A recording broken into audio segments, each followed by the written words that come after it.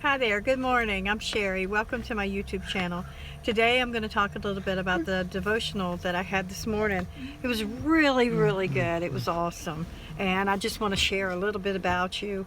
I work towards reading the Bible through 3 times a year. Every quarter I read it through. I say 3 or 4 times. It depends on, usually it's between 3 and 4 times a year.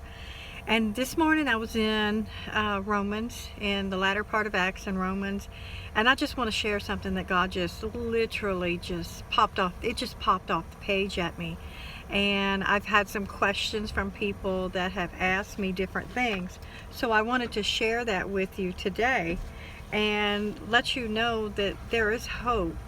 You know, even though the human race is going in a fast pace in the wrong direction and trying to just do crazy stuff and not to believe in God, and they're going so far to the left that they don't even believe in God. They don't even believe He exists. And then you have another sector of people that's like, well, does He? You know, and I get questions from people every day, and this is what Romans 11 has to say about that. Is God so fed up with us that He will have nothing to do with us? And the answer is no. No, definitely no. God is too involved to wash His hands of us. Just look at all the time He has spent with the Israelites over time. The time that He has spent with us, the Gentile nation. The time He sent Jesus to earth to be our restitution for the sins that we've committed. He's too involved. He's too involved. He's not going to wash His hands. He is just not going to wash His hands of the human race. He's going to keep trying. He's going to be right there. Even during Elijah's time, he was distressed over Israel and prayed to God that, you know, there's just no more of us. I'm the only one. But he was, as he was praying, he said, God, they've trashed your idols. They've destroyed your temple. And I'm the only one left. But what was God's answer to Elijah? No, you're not the only one left. There are 7,000 that are left. That is just amazing. You know, there's a remnant in every generation. And that those remnant are loyal to the finish. They are so loyal, they will lay down their lives. And we have that remnant in this generation, in this time, that people are just going just in the opposite direction so fast that their head is even spinning. They're going so fast. The same thing today. There is a fierce minority, and they're holding on not because of what they're going to get from God, but they're holding on because of the grace of God. Because God's grace and the purpose that He chose them. And that's why they're holding on. It's the grace of God. They're holding on because they know they have the grace of God. Just like I know it's through God's grace that I sit here today, the changed woman that I am. It's through God's grace. It's nothing of myself. It's all God. God has done everything in my life to change my life. He got me up at a time when I was depressed, and He said, okay, you can't sit here, and I'm going to help you. And He did. He gave me things that focused me. He gave me this YouTube channel to where I can share with you guys the things that I go through in hopes that it's to help someone. If I help one person, I feel accomplished. Sorry, that's Dusty. Israel tried to get right on her own. Okay, they tried over time. They would get right on their own. They're like, oh, we can do this. We don't need God. We're going to do our rituals, and we're going to be right before God. And God gave them their legitimacy. They were right before Him. But all along, He knew they weren't. He knew who His sheep are. God knows His sheep, and the sheep know who their master is. They know the shepherd. There's no doubt about it. And He knew, but He also had an answer for their, I can do this on my own, I don't need God. He made them numb towards the things of God.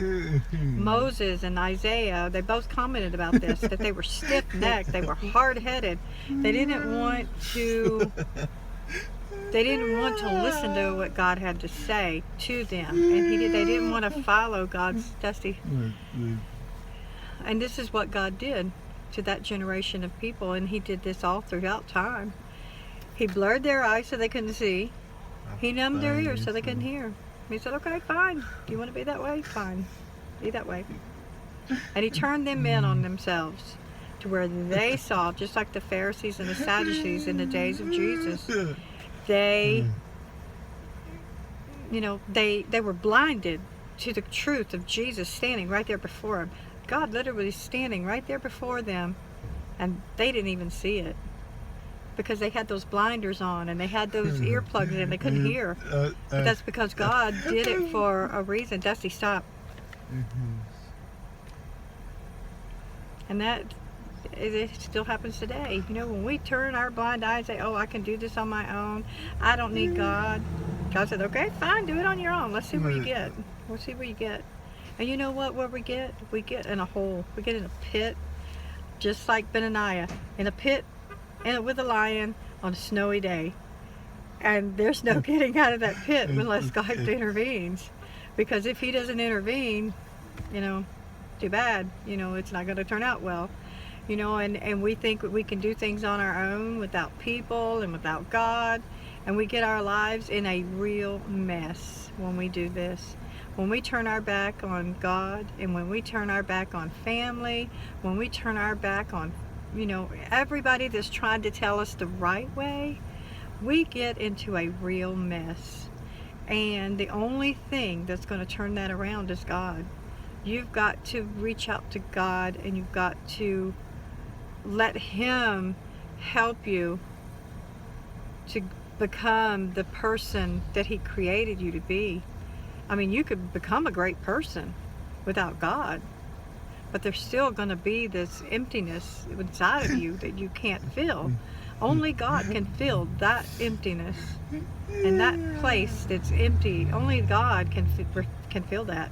There's nothing on this earth. There's no amount of money or wealth or prosperity or whatever you see great in your eyes. There's no amount that can fill that hole. The only thing that can fill that longing and lingering is God, because that's his place that he reserved for himself within the human soul. Okay, another question that I've been asked is, are they down and out? Like, down and out. There's no reason, there's nothing, there's nothing. No. When they walked out, when the Israelites walked out on Jesus way back, even before Christ, they walked out even before Jesus was here. They kind of walked out and they wanted to do things on their own. What happened when they walked out? That's the second question. Okay, what happened? It gave way for the rest of us. It's through the blinding and the deafening of the Israelites, the children of God, the chosen nation that God chose. It's through their numbing and blinding that the rest of the human race has an opportunity to receive Christ as their Savior.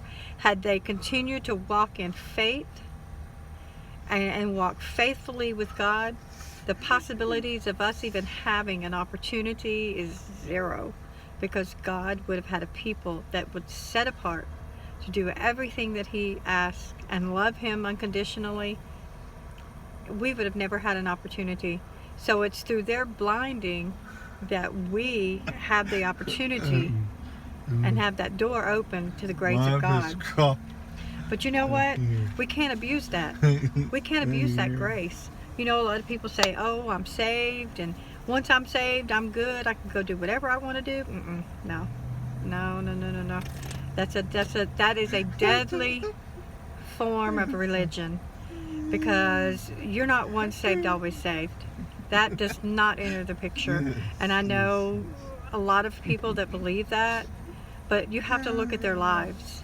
If you think that you're saved and that you can go out and you can live like the devil on Monday through Saturday, and then you come to church and you ask forgiveness and you have God's grace, no, you have to live God Monday through Sunday. You can't be waffle back and forth. Oh, you can waffle back and forth, but you're going to pay for it in the next life, because God says, my sheep know my voice and hear my voice, and they do the will of God. It doesn't mean it's going to be easy, because let me tell you, being godly and being a woman called of God, it's not easy, because everybody, they'll think you're crazy, they think you're nuts. But you know, when you follow God's precepts, you have such a peace, you have such an inner peace. And when you know that God is right there with you through everything, even the tough stuff. I've gone through some major stuff this year. I've been so depressed I didn't even want to get dressed. I didn't want to get out of bed. I was just like numb to the world. I just didn't want, I got to the point, it was like, why go on? And God said, no, this is not where I put you. I put you in a place to share my word. You know, this is not the life that I chose for you. I said, okay, God, what's the life you chose for me? And he gave me a glimpse. And then he got me up. And if it hadn't been for God's grace, God's love, I'd probably still be sitting in that recliner, just not doing anything, just mindlessly zoned out and helping Dusty and just not even thinking about anything else. Not thinking about making a difference in my life and other people's lives. But because of God's grace, that I'm here and I'm happy and I'm coming through the darkness. The darkness is behind me now and I see light before me. I saw that little light and I said, I'm going to that. You know, Jesus, you've got to pull me out of this. Take over and change my life to what you want it to be.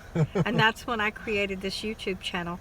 But that's the devotional that I had this morning, and it was really good. And I'm going to continue to okay, Dusty, stop.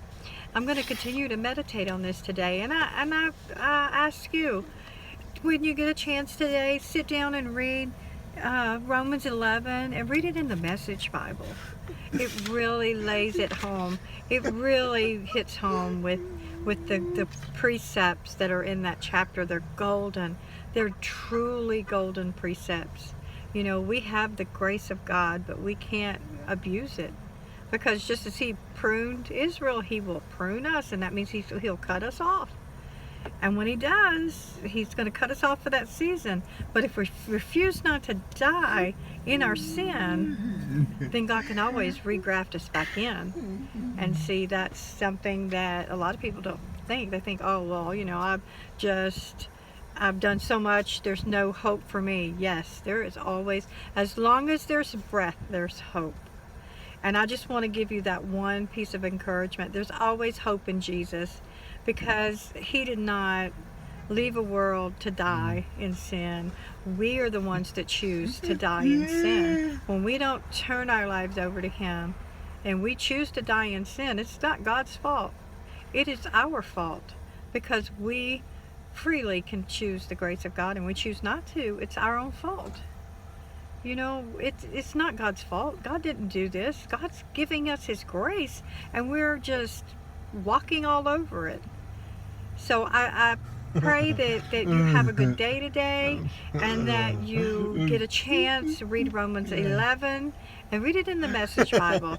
It's a really good translation, especially for someone that's new to the faith. It really has so much in there, so much hope.